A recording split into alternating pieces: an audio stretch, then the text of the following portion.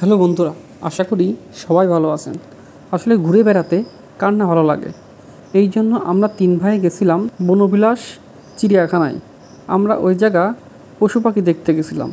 যথারীতি আমরা টিকিট কেটে চলে গেলাম এবং টিকিট কাটার পর কিছু প্রসেসিং আছে, যেমন টিকিটটা ছিঁড়ে রাখা, এবং ছিঁড়ে রাখার পরে আমরা সামনের দিকে এগোলাম। দেখুন চারিপাশে অনেক সুন্দর করে, এবং টিকিটটা আপনাদের দেখিয়ে দিলাম। এইবার আমাদের জীবজন্তু দেখার পর, এটা হচ্ছে কুমির, দেখুন চুপ মেরে বসে রয়েছে। এইবার আপনাদের দেখাবো ময়ূর। দেখুন আমাদের আসলে ইচ্ছা ছিল ময়ূর নাচবে ওইটা দেখার, আসলে তা হয়নি। দেখুন আপনাদের যতটুকু পারি আমি অবশ্যই দেখানোর চেষ্টা করব। এইবার আপনাদের দেখাবো উট পাখি।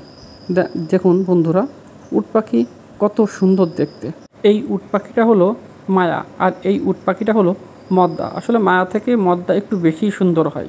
যাই হোক, এইবার আপনাদের দেখাবো। বন্ধুরা কি দেখছেন বলেন তো? হ্যাঁ, এটা হচ্ছে ভাল্লুক, কালো ভাল্লুক। দেখুন কত সুন্দর কিউটভাবে এরা আছে। তার সঙ্গীও চলে আসলো, একসাথে দেখিয়ে দিলাম। দেখুন কত সুন্দর এরা আচরণ করছে। আসলে ভাল্লুকরা জোড়ায় থাকতে খুব পছন্দ করে, এই জন্য জোড়ায় জোড়ায় এখানে দেওয়া হয়েছে।